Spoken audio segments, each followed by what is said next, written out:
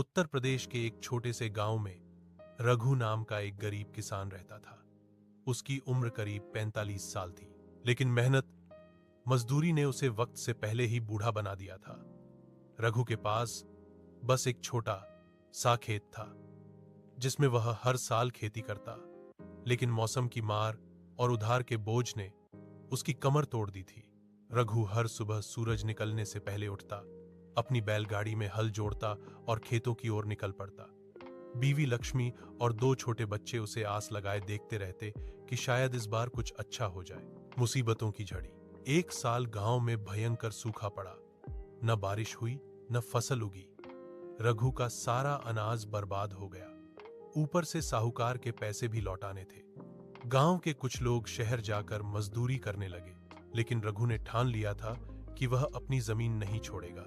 लोगों ने उसका मजाक उड़ाया, कहा, जमीन से पेट नहीं भरता रघु, शहर जा, मजदूरी कर। लेकिन रघु का जवाब था, ये मिट्टी मेरी मां है, इसे छोड़कर नहीं जाऊंगा। आशा की किरण। अगले साल रघु ने कुछ अलग करने की ठानी।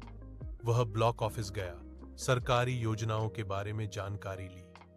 वहां से उसे पता चला कि सरकार ड्रिप इरिगेशन योजना और सूखा सहायता बीज योजना चला रही है।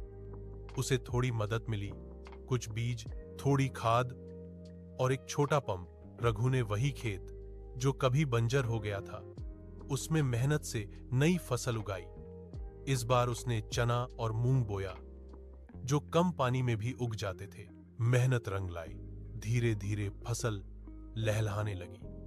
गांव वालों की नजरें हैरानी से रघु के खेतों पर टिक गईं। जहां बाकी खेत सूखे पड़े थे, वहां रघु की फसल हरी भरी खड़ी थी।